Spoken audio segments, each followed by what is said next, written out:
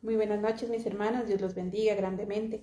Somos Iglesia, Soldados de Jesucristo, Ministerio de Estudio y Apoyo Bíblico, cumpliendo el mandato que Dios nos ha entregado, que es conservar y preservar su palabra. Por eso este día jueves celebramos nuestro culto en casa, un momento hermoso, un momento maravilloso para poder agradecer a nuestro Padre Celestial y también para poder aprender de su palabra. Así que los invito a que cerremos nuestros ojos y hagamos esa oración de agradecimiento hacia nuestro Dios. Amado Dios Todopoderoso, mi Rey Celestial, te damos gracias, oh Dios, por tu presencia en esta noche. Bendito Dios, por cada uno de nosotros que nos permites estar en este lugar, conectarnos a través de esos diferentes medios, Señor. Poder sentir, oh Dios, tu presencia, bendito Rey. Hoy levantamos nuestras manos, Señor, como símbolo de agradecimiento a ti, bendito Padre, por todas las cosas maravillosas que tú nos regalas, bendito Dios, por tu amor, por tu bendición, Señor, porque tu misericordia es nueva cada día, Señor, porque tu gracia una vez más nos ha alcanzado, bendito Padre.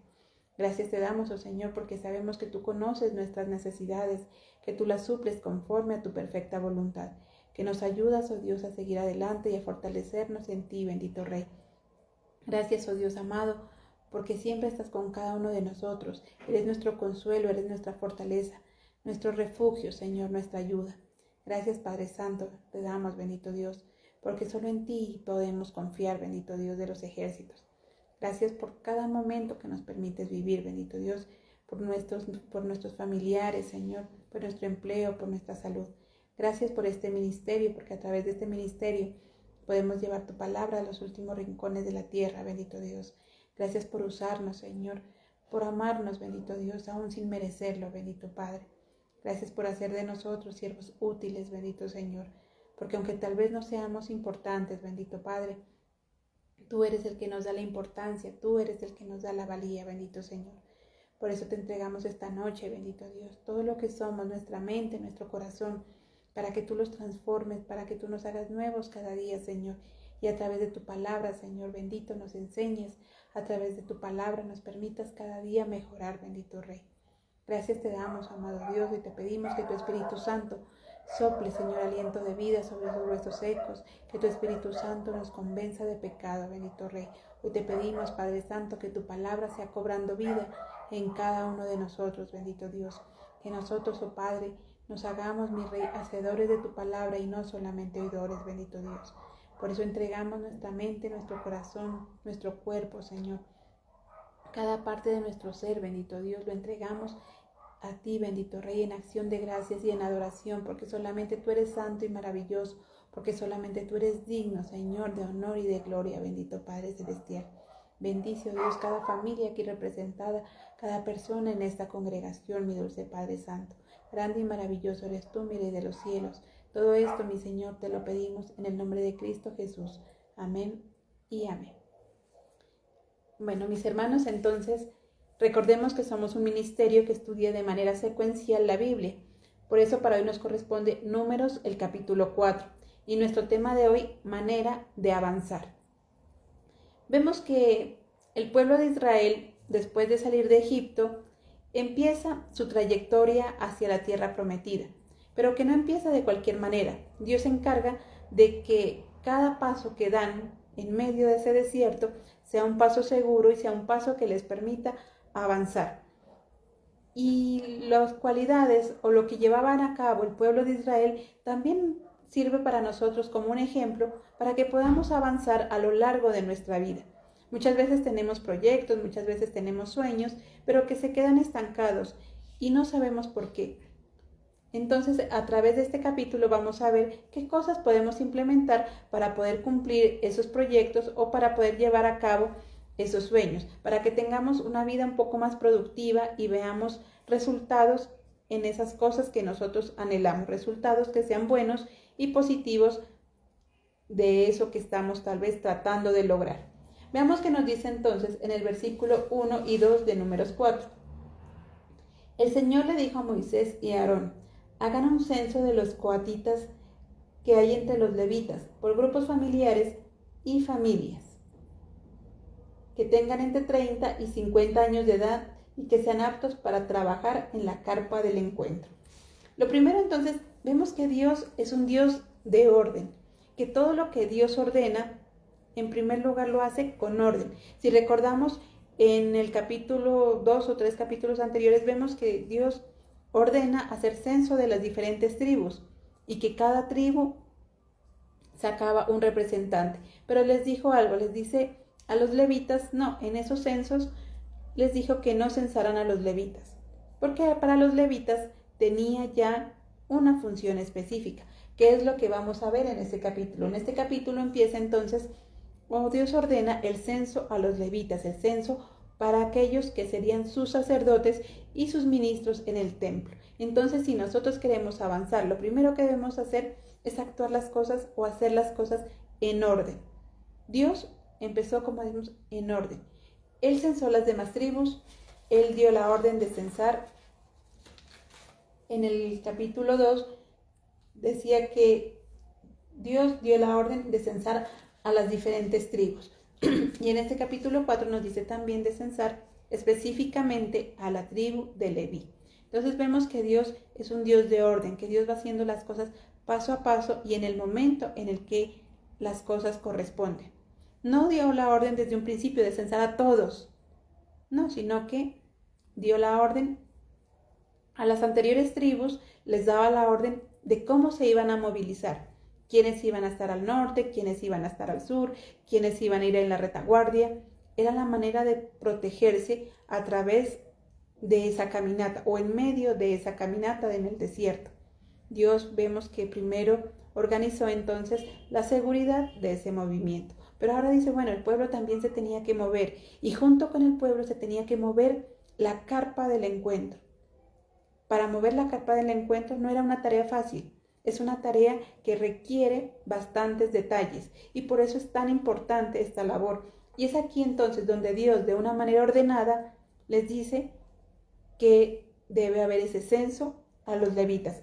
Y es lo que Dios ordena. Veamos lo que nos dice 1 Corintios 14:40.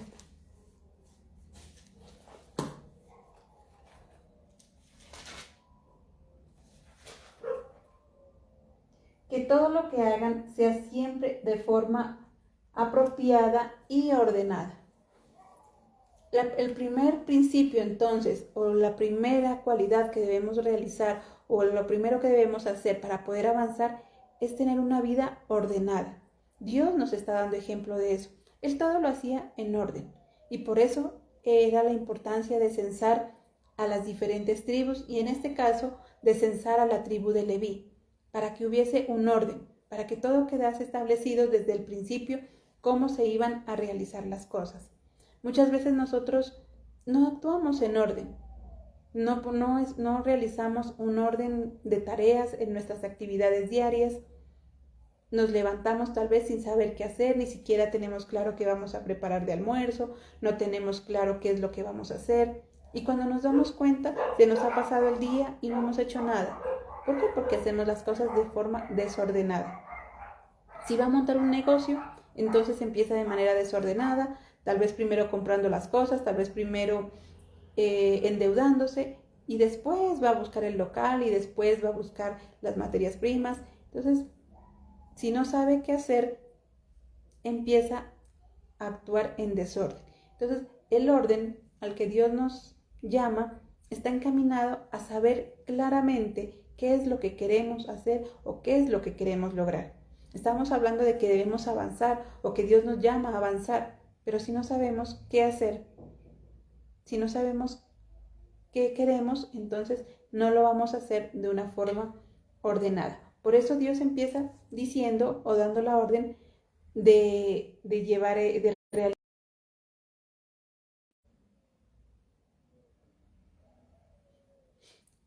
Entonces nos dice Dios que debemos actuar de manera ordenada. Veamos ahora lo que nos dice en el versículo 4. El trabajo de los cuatitas en lo que tiene que ver con la carpa del encuentro será el de hacerse cargo del transporte de las cosas más sagradas. Vemos que después de tener claro qué quería hacer, dice, bueno, las demás tribus serían las encargadas de la seguridad, las demás tribus serían las encargadas de la protección del pueblo, pero los levitas eran los encargados de llevar el arca. Entonces, Una vez que tenía claro eso, dice, bueno, ahora ¿cómo se va a llevar a cabo? Y empieza algo muy importante, que es la distribución de funciones, que es el delegar funciones a cada quien, porque no todos pueden hacer lo mismo.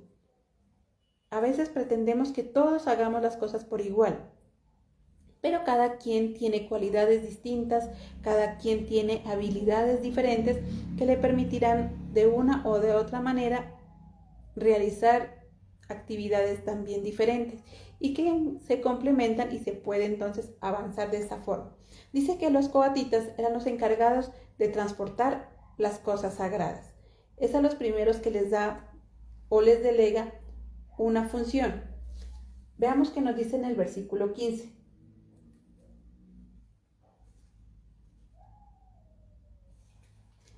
Aarón y su grupo terminarán de cubrir todo el equipo sagrado y todos los objetos sagrados.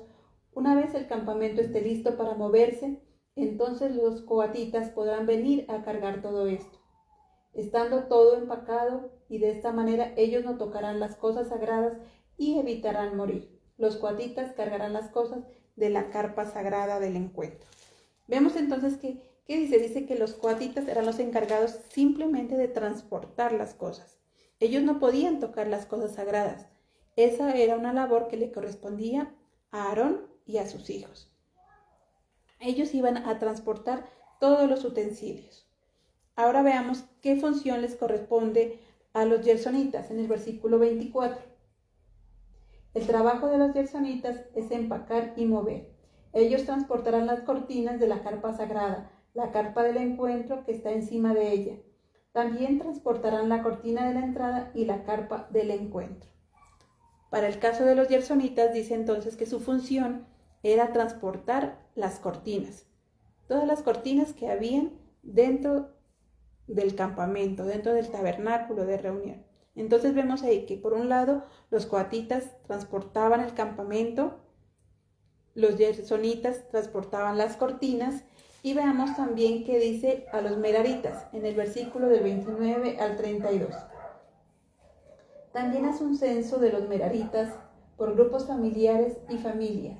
Cuenta a los que tengan entre los 30 y 50 años de edad, o sea, todos los que sean aptos para trabajar en la carpa del encuentro. En cuanto a su trabajo en la carpa del encuentro, ellos transportarán las tablas de la carpa sagrada, sus travesaños, postes de la carpa sagrada, también los postes del patio alrededor, sus bases, estacas y cuerdas, todo su equipo. Haz una lista por nombre de todo lo que ellos tienen que cuidar y cargar. Ahí dice entonces que a los meraritas les correspondía transportar las columnas, las bases y aquellas cosas entonces que dice las tablas y las bases. Entonces vemos que desde un principio se estableció a quién le correspondía qué hacer. Todos no podían cargar la carpa del encuentro, todos no podían llevar las cortinas, sino que se empezó a delegar las funciones, dependiendo de lo que se quería lograr. Tenían que avanzar y cada uno tenía que cargarse de una responsabilidad distinta. A veces nosotros queremos avanzar, pero queremos avanzar solos. Lo hacemos solos a nuestra manera. Alguien va a montar un negocio, pero no lo consulta con su familia, no lo consulta tal vez con amigos o personas allegadas que le puedan colaborar, sino que pretende avanzar solo. Y solo muchas veces es muy difícil lograr esos objetivos. Siempre se requiere de un buen equipo de trabajo que esté ayudándole a fortalecer y a llevar a cabo distintas actividades. Vemos aquí entonces cómo Dios es un Dios de orden, pero también como Dios es un Dios equitativo y que delega funciones. A cada uno les iba delegando lo que les correspondía. Veamos qué nos dice en el versículo 16. Eleazar, hijo del sacerdote Aarón, estará a cargo del aceite para la lámpara, del incienso aromático, de la ofrenda diaria del cereal y del aceite de consagrar.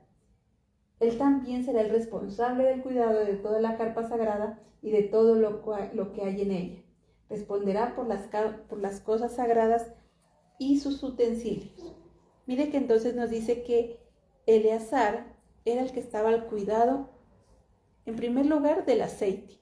Eleazar tenía una responsabilidad que era estar al cuidado del aceite, pero también era el responsable de que los coatitas estuvieran o que realizaran su función a cabalidad. Dice que él era el responsable de que ellos no tocaran nada, porque como decía anteriormente, los coatitas no podían tocar los utensilios, ellos simplemente los iban a transportar.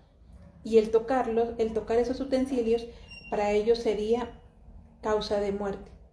Y entonces Eleazar tenía esa responsabilidad, el estar atento a sus compañeros, el estar atento a sus hermanos, de que todos cumpliesen la función. Vemos entonces que empieza a delegarse ahí un tipo de liderazgo, alguien que va a estar pendiente de las actividades de los demás.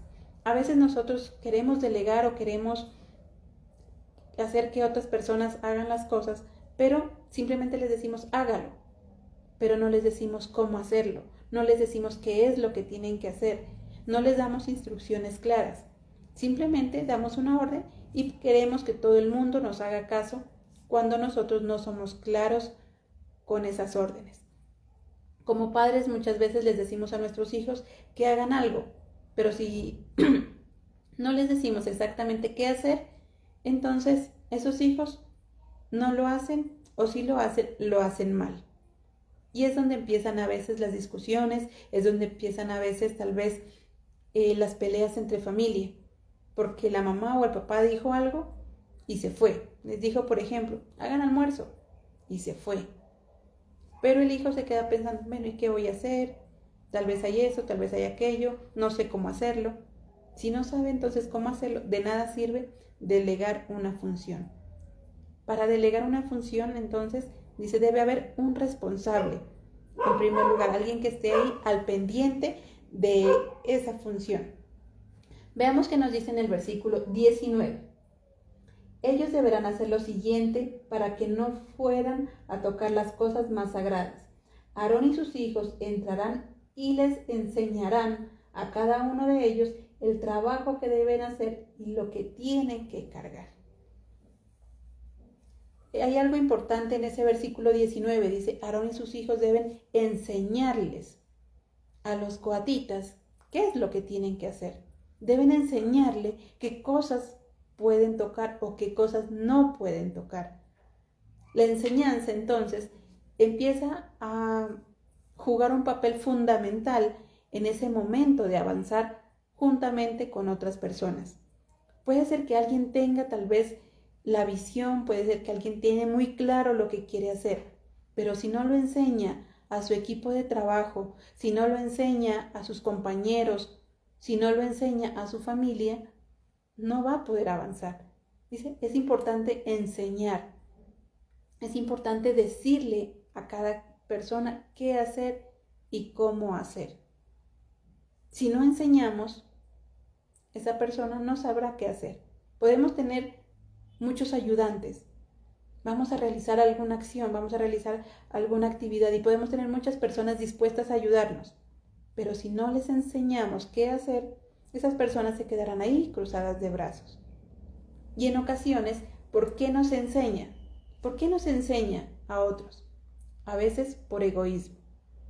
A veces el líder o la persona que está a cargo no quiere enseñar porque es egoísta, porque es la única persona que quiere figurar, es la única persona que quiere sobresalir. Hay personas egoístas. No, es que yo canto muy bonito y no le voy a enseñar a nadie a cantar, para que nadie tal vez cante como yo.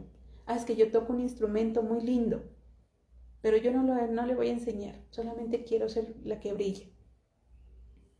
Muchas veces entonces cometemos ese grave error, esa grave equivocación.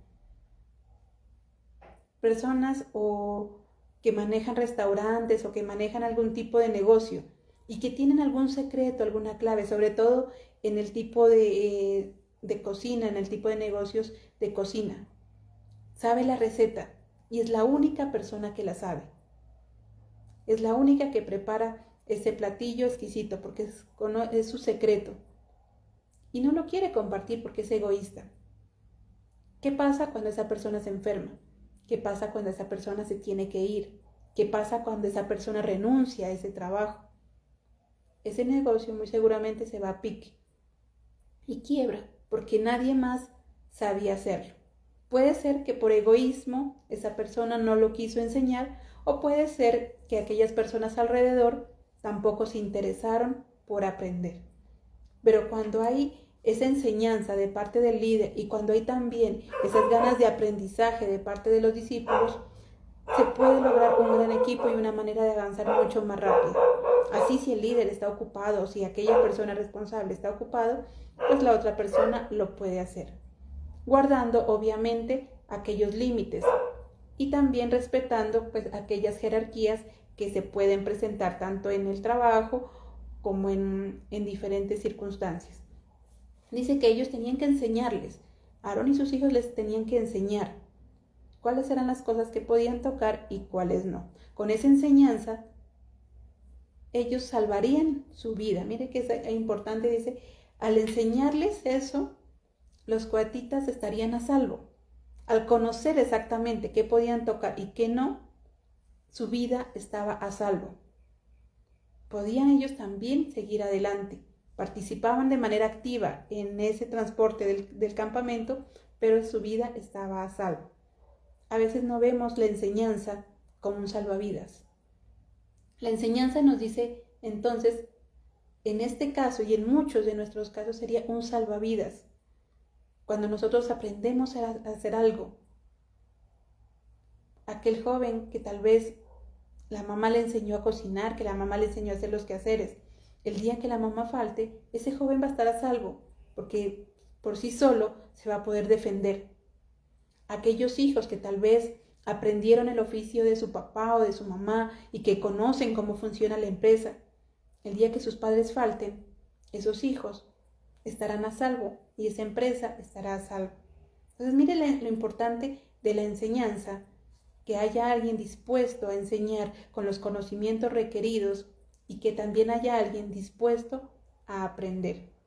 Si queremos avanzar, entonces debemos ser esos maestros en las cosas que nosotros sabemos, ser esos maestros en las cosas o talentos o dones que tenemos. No ser egoístas, ser generosos en enseñar y en dar ese conocimiento, pero también ser personas receptivas, dispuestas a aprender. Porque de lo contrario, entonces, puede ser que sea un buen maestro, pero si hay alguien que no quiere aprender, de nada sirve.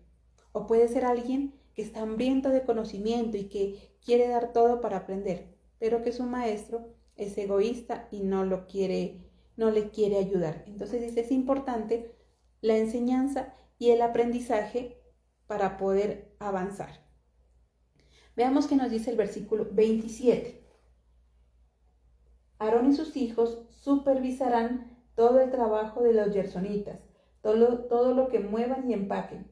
Tú deberás hacerlos responsables de cuidar todo lo que movilice. Dice entonces que es necesario entonces que Aarón y sus hijos estuvieran al pendiente, no solamente enseñando ni delegando funciones, sino también supervisando que todo el mundo estuviese haciendo las cosas de la forma correcta. Ya había unas funciones delegadas, ya se les había enseñado a cada quien lo que tenía que hacer, ahora era tiempo de supervisar.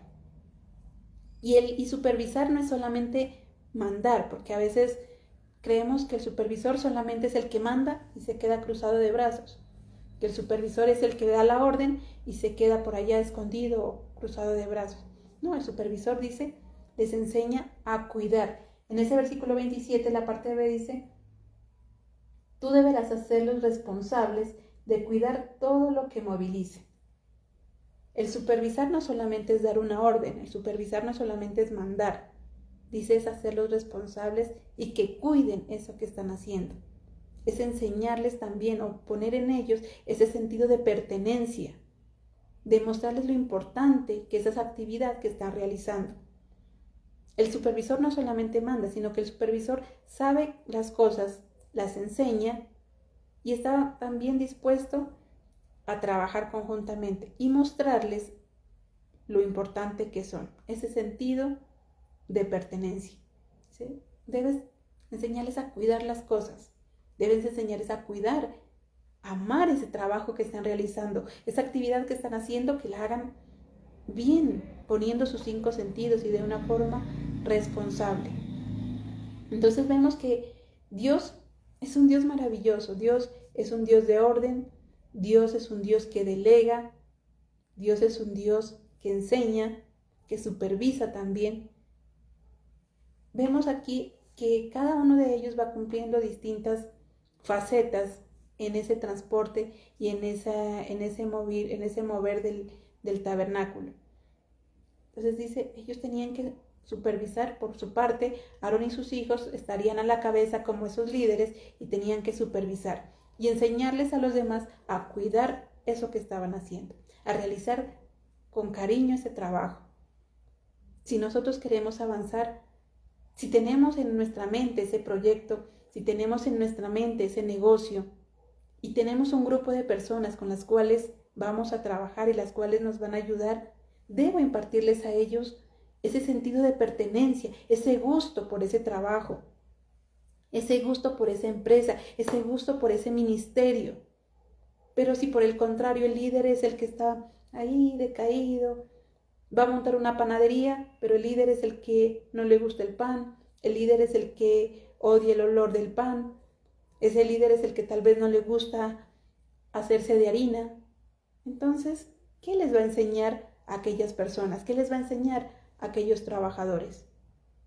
Es un ministerio, en un ministerio, no es que es el líder tal vez de alabanza, pero es el que no le gusta cantar, es el líder que no le gusta tal vez levantar las manos, que no le gusta cerrar sus ojos. ¿Qué les va a enseñar entonces a ese ministerio? Entonces mire que ese supervisor no es solamente para mandar y para estar ahí mirando o señalando quién hizo o quién dejó de hacer, no. El supervisor debe tener muy claras las cosas, qué quiere hacer, cómo lo va a hacer y tener un sentido de pertenencia único que les transmite también a su equipo de trabajo. Y eso es lo que Dios nos muestra. Ahora, si no es en el negocio, si no es en un ministerio, si es en la familia, que como familia ese líder diga, no, vamos a hacer las cosas, te voy a enseñar a hacer esto, yo estoy supervisando, pero le está mostrando cómo hacerlo. Como padres, muchas veces supervisamos las tareas de nuestros hijos. No estamos llamados a hacerles las tareas, porque ese no es nuestra labor. Si nosotros como padres les hacemos las tareas, nuestros hijos no van a aprender. Pero sí estamos llamados a orientarlos, a guiarlos, a decirles, mira, esta actividad se hace de esta forma, de esta otra. Y estar ahí supervisando. Que si se equivocó, bueno, mira, podemos mejorarlo o podemos corregirlo de esta otra forma. El líder, aquella persona que está supervisando, es aquella persona que también no está para señalar o juzgar a aquel que comete un error, sino que, por el contrario, lo motiva a mejorar y a corregirlo. Eso es un verdadero liderazgo, o esa es una persona que quiere avanzar juntamente con su equipo de trabajo. Corrige esos errores y enseña a tener sentido de pertenencia. En ese versículo 28, veamos lo que nos dice. Y Tamar también, el 28. Este es el trabajo de los gersonitas en la carpa del encuentro y lo que tienen a su cargo. Esto lo harán bajo la dirección de Itamar, hijo del sacerdote Aarón. Entonces vemos que Itamar se encargaba de ser el responsable de las actividades de los gersonitas. Itamar tenía que conocer perfectamente el trabajo de ellos para poder guiarlos, para poder supervisarlos y también para poder enseñarles a ser cuidadosos con ese trabajo. Veamos lo que nos dice el versículo 49. Este censo se hizo conforme a lo ordenado por el Señor a Moisés. A cada uno se le dijo lo que debía hacer y lo que debía transportar, todo como el Señor le mandó a Moisés. Nos dice entonces que si queremos avanzar en ese equipo de trabajo o queremos avanzar en ese proyecto, debo aprender a dar instrucciones claras. Dice, a cada uno se les dijo claramente qué era lo que tenían que hacer. Los coatitas transportarían el campamento, los gersonitas las cortinas, los meraritas los palos, las columnas y las bases. Cada uno sabía perfectamente su función. Y eso es muy importante, que demos instrucciones claras para evitar confusión, para evitar problemas, para evitar desorden. Y el dar instrucciones claras no es simplemente decir primero, segundo, tercero, no, sino que también es estar seguro de que la otra persona le entendió eso que está diciendo. Puede ser una instrucción sencilla, pero que tal vez la otra persona no la entendió. Y veía algunos memes y me causaba gracia un meme en el que decía: mamá, ¿cómo hago el arroz? Pon 2 tazas de agua y 1 de arroz. Entonces veía las imágenes en cada estufa, en la una un vaso de agua, en la otra otro vaso de agua y en la otra estufa el arroz. ¿Por qué? Porque sí, le dije pon 2 tazas de agua, pero no fue claro y la persona no lo entendió. Sobre todo cuando tenemos niños pequeños o cuando estamos trabajando con personas nuevas en ese campo, debemos aprender a dar instrucciones claras. Que lo que para nosotros es claro, para esta persona puede ser confuso.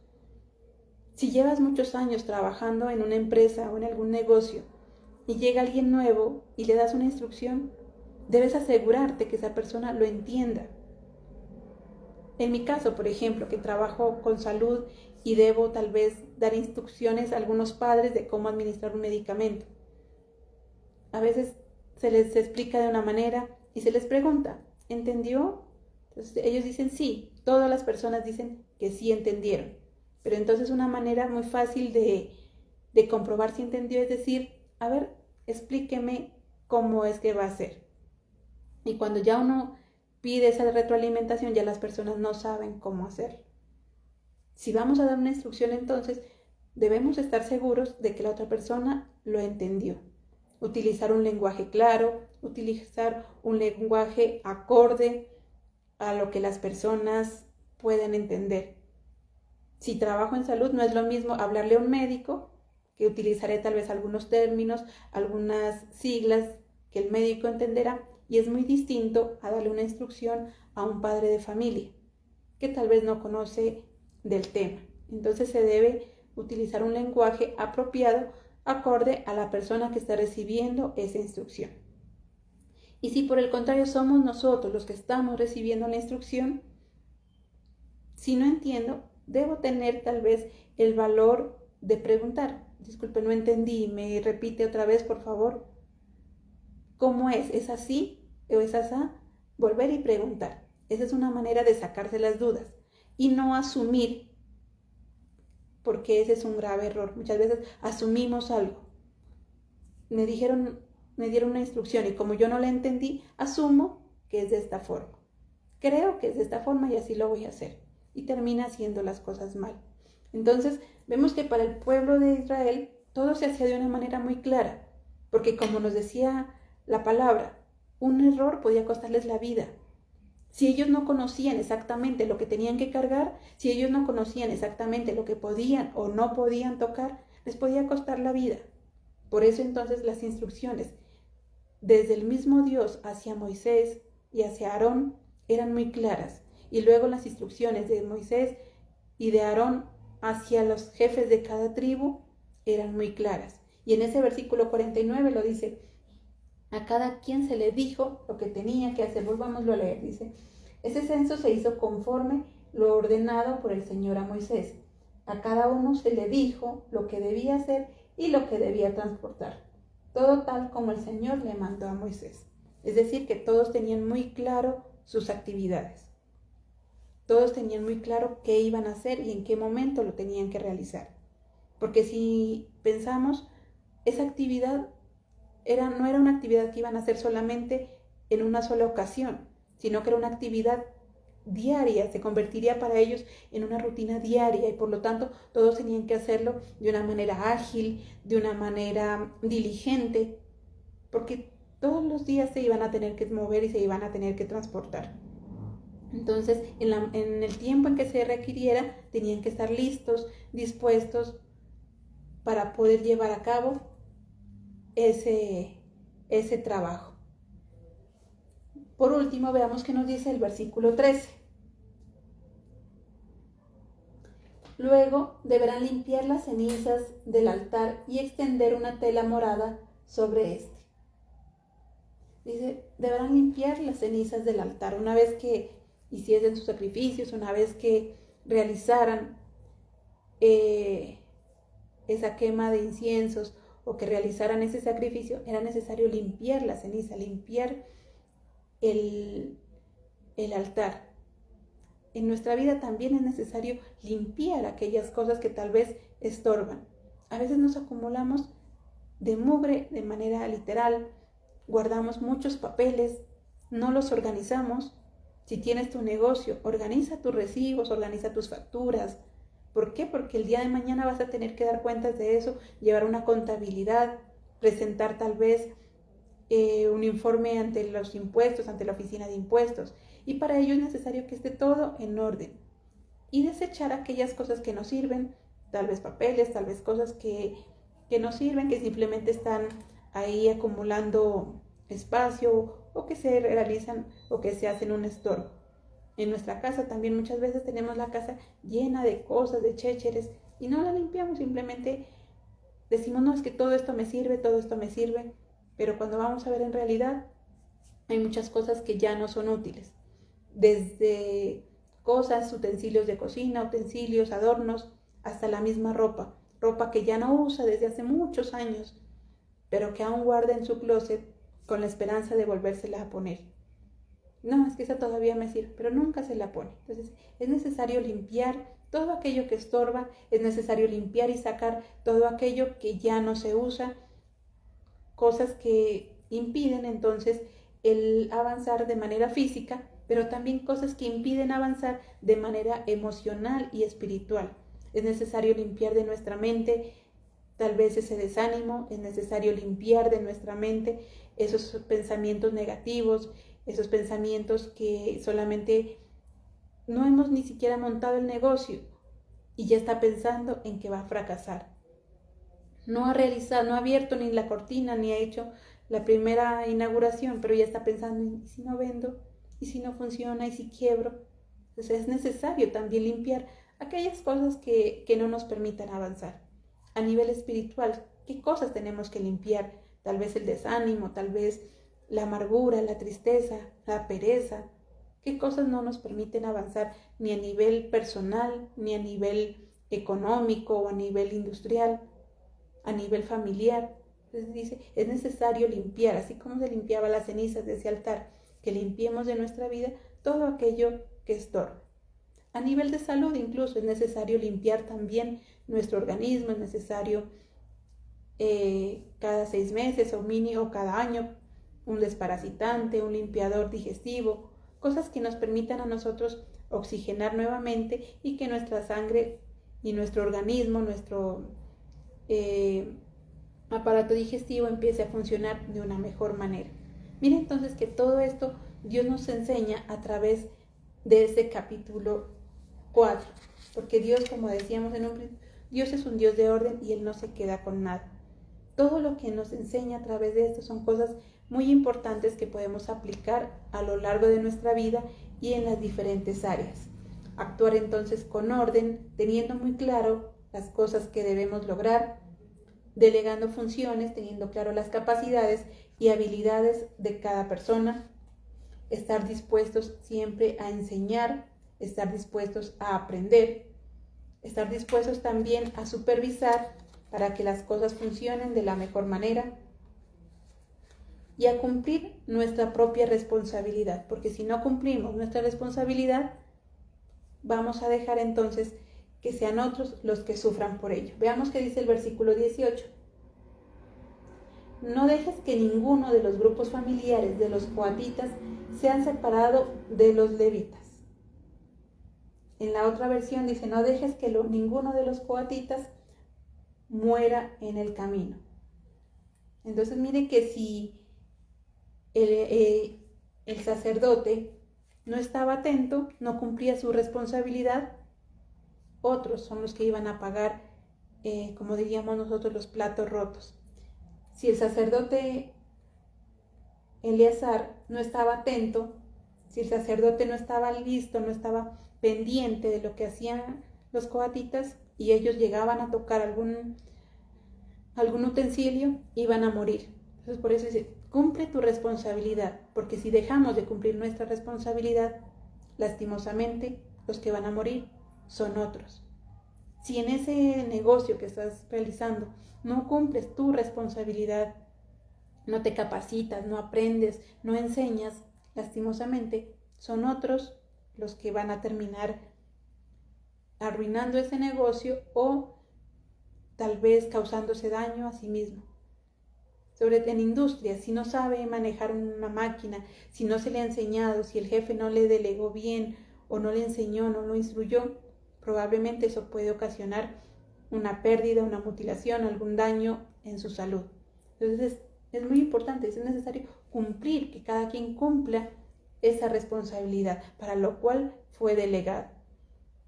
Los sacerdotes estaban encargados de una cosa y cada una de las tribus estaba encargado de otra. Si cada quien cumplía su responsabilidad, el avanzar sería fácil y sería en bendición. Pero si había alguno que no cumplía su responsabilidad o que se tomaba atribuciones que no le corresponden, terminaría entonces en la muerte. Y es lo que, si nosotros no cumplimos nuestra responsabilidad como padres, tristemente los que van a llevar del bulto son nuestros hijos. Y serán ellos los que terminen muertos, no de manera física, pero sí de manera emocional, espiritual. Si como jefe, como dueño de ese negocio, no cumplo mi responsabilidad, probablemente los que terminan muertos son ellos.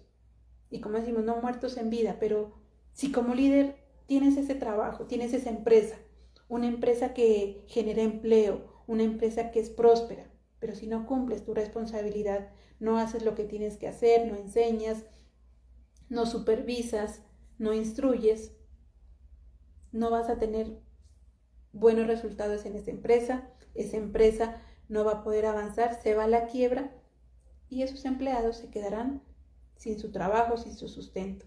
Entonces miren que el cumplir la responsabilidad, el que cada uno de nosotros cumpla la responsabilidad, no solamente garantiza nuestra propia vida, sino que garantiza también la vida de otras personas.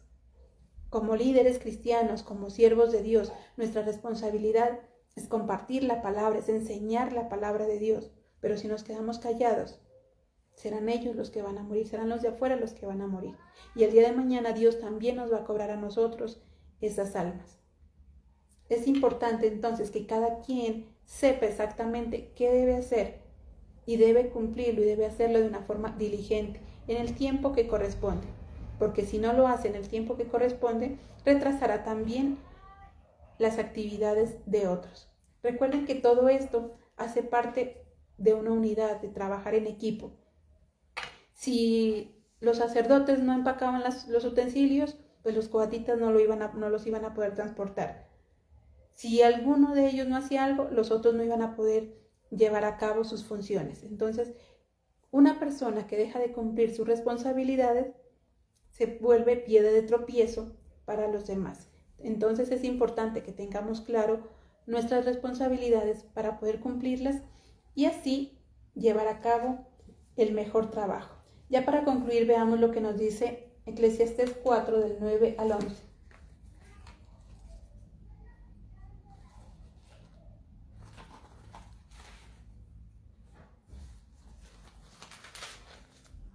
Del 9 al 11. Más vale dos que uno, pues trabajando unidos les va mejor a ambos. Si uno cae, el otro lo levanta. En cambio, el que está solo le va muy mal. Cuando cae, porque no hay quien lo ayude. Si dos se acuestan juntos, se darán calor, pero si alguno duerme solo, no habrá quien lo caliente. Uno solo puede ser vencido, pero dos se defienden mejor. Es que la cuerda de 3 hilos no se rompe fácilmente. Con este versículo concluimos entonces que una manera de avanzar es a través del trabajo en equipo y en la unidad, cumpliendo todas las actividades que mencionamos anteriormente, realizando las cosas con orden, cumpliendo cada quien sus responsabilidades, enseñando, aprendiendo, capacitándose, teniendo ese sentido de pertenencia por eso que se hace. Cuando todos nosotros entonces nos comportamos y sincronizamos nuestra vida con los demás, para poder llevar y cumplir ese objetivo, veremos entonces grandes resultados y cosas muy productivas en las diferentes áreas, a nivel familiar, a nivel secular y también a nivel espiritual. Todo esto que Dios nos enseña, habrán personas que dicen, no, eso era para el pueblo de Israel, eso era para ellos, para los sacerdotes, para los levitas, pero vemos que son cualidades que son aplicables hasta hoy en día, que si las aplicamos entonces seremos una familia bendecida, seremos un negocio próspero, seremos personas de éxito y de bendición. Simplemente entonces obedezcamos la voz de Dios, escuchemos la voz de Dios, aprendamos y cada día entonces estemos dispuestos a aprender.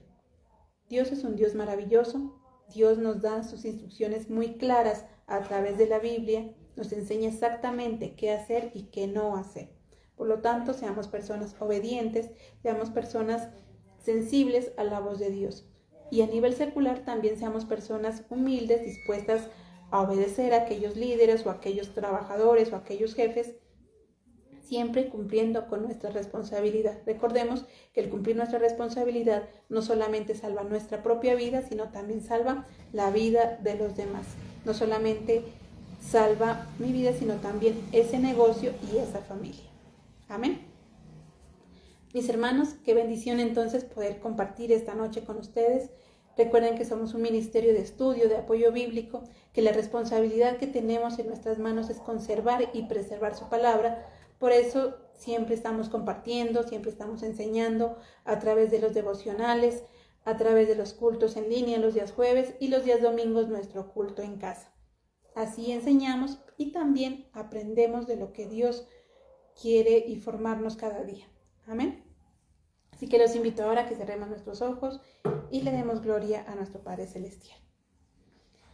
Amado Dios, maravilloso Rey Celestial, te damos gracias, Padre Santo, gracias por tu amor, por todo lo que tú nos brindas, bendito Dios. Gracias por enseñarnos a ser personas correctas, a actuar, bendito Dios, bajo tu dirección, bajo el orden que tú quieres, bendito Padre Santo. Enséñanos, oh Dios, cada día a ser personas humildes para poder aprender, bendito Dios, a ser personas también sin ningún tipo de egoísmo para poder enseñar, bendito Padre Celestial, que todo lo que hagamos lo hagamos con gozo, con amor, que seamos cuidadosos de eso que tenemos, bendito Dios, que cada uno de nosotros seamos responsables de los labores que tenemos que cumplir como padres, como trabajadores, como ministros y siervos tuyos, bendito Dios, porque sabemos que el cumplir nuestra responsabilidad es importante para que otros puedan sobrevivir y salir adelante, bendito Rey. Gracias, Señor, por esta palabra, bendito Dios, porque tú eres un Dios perfecto y maravilloso, porque tú eres un Dios de resultados, oh Dios, porque tú eres un Dios perfecto, Señor, de éxito, bendito Dios, y así mismo quieres que nosotros seamos, bendito Rey, que la prosperidad llegue a nuestra vida, bendito Dios, tomados de tu mano, Señor, y cumpliendo tus enseñanzas, bendito Padre Santo. Gracias te damos en esta noche, bendito Rey. Toma la vida de cada persona, Señor. Aquellas necesidades, bendito Dios, hoy entregamos a aquellas personas que se encuentran enfermas para que seas tú sanando, bendito Dios. Aquellas personas que tienen problemas económicos, bendito Rey, ayúdanos a ser esos buenos administradores del dinero, Señor, a poder siempre, bendito Dios de los ejércitos, dar un buen uso a ese recurso económico, bendito Padre. Ayúdanos, oh Dios, como familia, Señor, cada familia que puede tener algún problema, alguna dificultad. Como padres, enséñanos a cuidar, a amar a nuestros hijos con sabiduría, con amor, poderlos guiar y enseñar. Como hijos, enséñanos a ser humildes y obedientes hacia la voz de nuestros padres, Señor, porque ese es el primer mandamiento con promesa, bendito Rey. Permite, Padre Santo, que seamos familias de excelencia, Señor, y así también podamos lograr negocios prósperos y una sociedad de excelencia, bendito Dios. Tú eres santo, perfecto, Señor. En ti creemos, bendito Rey Santo. A ti entregamos todo lo que somos y todo lo que haremos, bendito Dios, confiados en que todo lo que se hace, Señor, será conforme a tu perfecta voluntad. Bendice, oh Dios del cielo, ese nivel económico, Señor, bendice, Padre Celestial, las ofrendas, los diezmos que ingresan al alfolí, bendito Rey, para que seas tú multiplicando, Señor, para que haya alimento en tu casa, bendito Dios, que reprendas por nosotros al devorador y nos permitas que ese 90% sea multiplicado, bendito Dios, y podamos seguir siempre adelante, tomados de tu mano. Gracias te damos, Padre Celestial. Hoy entregamos esta noche, danos sueños agradables, Señor. Paz, tranquilidad en nuestro corazón, bendito Rey. Quita toda angustia, toda preocupación, Señor. Permítenos descansar en ti, bendito Dios. Hoy echamos todas nuestras ansiedades ante ti porque sabemos que tú tienes cuidado de nosotros. Gracias, Padre Celestial. Te damos en esta noche, bendito Rey, en el nombre de Cristo Jesús. Amén y amén. Mis hermanos, que tengan una feliz y bendecida noche.